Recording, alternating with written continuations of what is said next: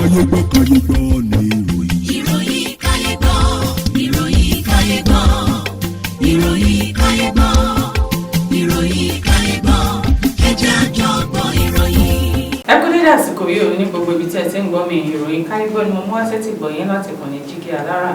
Orúkọ mi ni Olúwafúnmiláyọ̀ Adéṣẹ́wọ́. Ṣáájú ẹ̀gbọ́ kókó tó wà nínú ìròyìn ọ̀hún. Wọ́n ti gbẹ̀mí àwọn afurasí ọmọ bíbí ilẹ̀ Biafra tí àwọn mìíràn sì farapa ní ìpínlẹ̀ Anambra. Àwọn agbésùmọ̀mí gbẹ̀mí ènìyàn 12 tí àwọn ogún mìíràn sì farapa ní agbègbè kan ní ìpínlẹ̀ Kaduna. Àwọn agbébọn tí wọn kò mọ̀ gbé àwọn ọmọ fásitì 2 ní ìpínlẹ̀ Benue.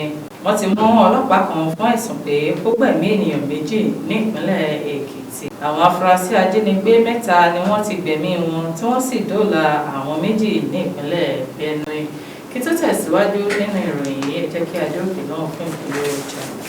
Tẹlifíṣàn kan àrà ọ̀tọ̀ tí aráyé fẹ́. Prison 24 TV láyé sọ. Àtótó arédè pàkó yí bàbá mọ̀gánà àǹfààní ńlá ló wọlé tọ̀ wá wáyé o. Àǹfààní láti darapọ̀ mọ́ iléeṣẹ́ amóhùnmáwòrán àti rédíò orí ẹ̀rọ ayélujára kan nílẹ̀ yìí. Prison 24 TV jígí alára rédíò tó kalẹ̀ ká sílùú Ìbàdàn. Iléeṣẹ́ tẹlifíṣàn tí wọ́n mọ̀ mọ́ àwọn ètò àtàtà lóríṣiríṣi ni. Àǹfààní ńlá rèé o fún gbogbo ẹni tó ní ẹ̀bùn àti ọgbọ́n àtinúdá láti wá fi ẹ̀bùn tiyín náà hàn. Kẹ́yìn náà lè di ìlú mọ̀ọ́ká gbóhùnsáfẹ́fẹ́. Akọ́ṣẹ́mọṣẹ́ agbóhùnsáfẹ́fẹ́ lédè Yorùbá pọ́nbélé àti Gẹ̀ẹ́sì ni wọ́n ní. Tàbí akọ̀ròyìn àti akàròyìn eré ìdárayá àti bẹ́ẹ̀ bẹ́ẹ̀ lọ lédè Yorùbá àtèdè Gẹ̀ẹ́sì. Ayàwòrán cameraman. Aṣàwòrán pọ̀ editor. Onímọ̀ nípa ìwádìí ìtàn documentary researcher. Onímọ̀ nípa ìpolongo ọjà lójú òpó ayélujára. E-marketer àti akọ̀wé secretary. Àǹfààní tún wà fún ẹni tí ò tí ì máa gbóhùnsáfẹ́fẹ́ ya àwòrán so àwòrán pọ̀ àti bẹ́ẹ̀ bẹ́ẹ̀ lọ ṣùgbọ́n tó gbàgbọ́ wípé o lè kọ́ṣẹ́mọṣẹ́ lórí ẹ̀. Àwọn numbers wọ̀nyí ni kẹ́ ẹ pè fẹ́kúnrẹ́rẹ́ àlàyé o 0705 058 0241 àti 09039893895.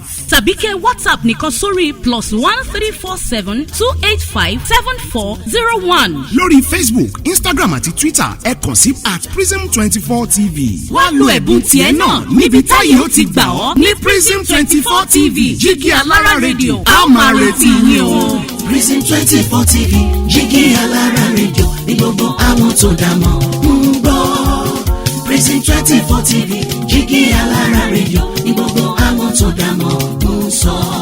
Tẹlifíṣàn kan àrà ọ̀tọ̀ tí aráyé fẹ́. Prison 24 TV láyé sọ.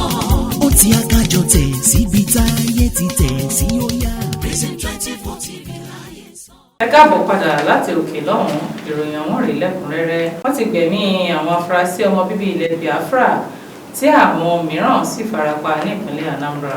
Ẹ̀ṣọ́ aláàbò ní ìpínlẹ̀ Anambra ti gbẹ̀mí ọ̀kan lára ọmọ bíbí ilẹ̀ Biafra IPOB tí àwọn 3 mìíràn sì farapa nígbà tí wọ́n gbìyànjú láti sé àwọn ènìyàn mọ́lé ní ìpínlẹ̀ náà. Ọ̀rọ̀ tí iléeṣẹ́ ọlọ́pàá fi síta láti ẹnu agbẹnusọ wọn Ikenga Tojukwu ní àwọn ẹgbẹ́ IPOB yìí ló ń ṣòro kí wọ́n tún ṣínà ìbọn bolẹ̀. Ikenga ní wọ́n mú ọ̀kan nínú wọn tí àwọn 3 sì sá lọ pẹ̀lú àpá òkúta ìbọn lára wọn.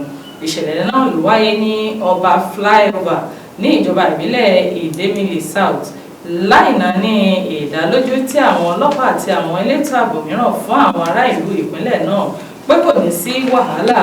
Gbogbo olùgbé Anambra ni kò jáde kúrò ní ilé wọn ní ọjọ́bọ̀ Thursday.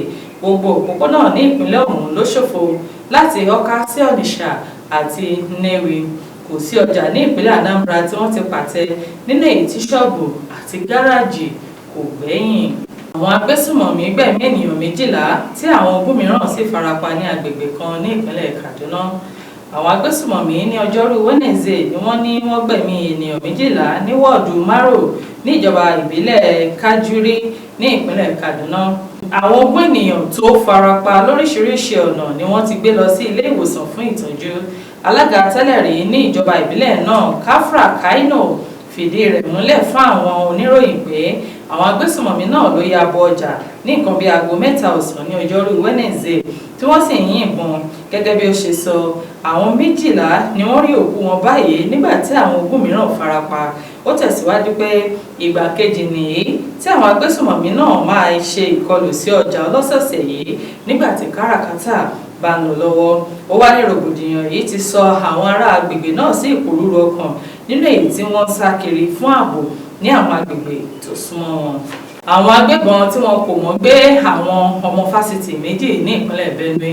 Iléeṣẹ́ ọlọ́pàá ti ìpínlẹ̀ Benue ti fìdí ìjínigbé àwọn ọmọbìnrin fásitì méjì ti Joseph Sawan Taka University Makurdi ní alẹ́ ọjọ́ àbámẹ́ta sátidé ọjọ́ 25 oṣù karùn-ún ọdún yìí múlẹ̀.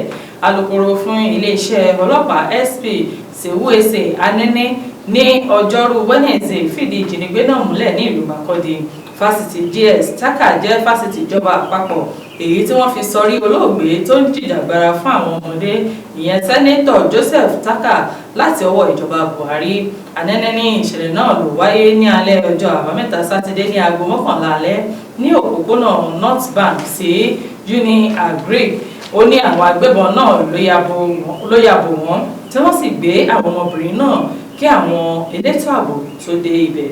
Anene tẹ̀síwájú pé àwọn ẹbí àti fásitì náà ni wọ́n ti fi ìjínigbé náà tó àgọ́ ọlọ́pàá létí tí ó sì ní ìwádìí ti bẹ̀rẹ̀ lórí ìṣẹ̀lẹ̀ náà. Wọ́n ti mú ọlọ́pàá kan fún ẹ̀sùn pé ó gbẹ̀mí ènìyàn méjì ní ìpínlẹ̀ Èkìtì. Iléeṣẹ́ ọlọ́pàá ti ìpínlẹ̀ Èkìtì ní àwọn ti mú ọlọ́pàá tó gbẹ̀mí ènìyàn méjì níbi tí ìjàmbá ọkọ̀ ti wáyé ní Adó Èkìtì tí ó jẹ́ olú ìlú ìpínlẹ̀ náà. Ìjàmbá náà tó wáyé láàrin ọkọ̀ Lexus àti ọ̀kadà ló ṣẹlẹ̀ ní alẹ́ ọjọ́ Ìṣẹ́gun Tuesday ní agbègbè Omisanjá náà ní Adó Èkìtì. Ẹni tí ìṣẹ̀lẹ̀ náà ṣojú rẹ̀ ní nígbà tí àwọn ọlọ́pàá ń gbìyànjú láti darí àwọn èrò níbi ìjàmbá náà ní ọ̀kan lára wọn bẹ̀rẹ̀ sí ní yìnbọn tí ó sì ba ènìyàn méjì tí wọ́n sì gbé wọn lọ sí ilé ìwòsàn níbi tí wọ́n ti papòdà kí wọ́n tó dé ilé ìwòsàn. Wọ́n ní àwọn ọ̀dọ́ ìrátẹ̀ ni wọn kò fẹ́ kí ẹni tó gbá ọlọ́kadà náà ó sá lọ.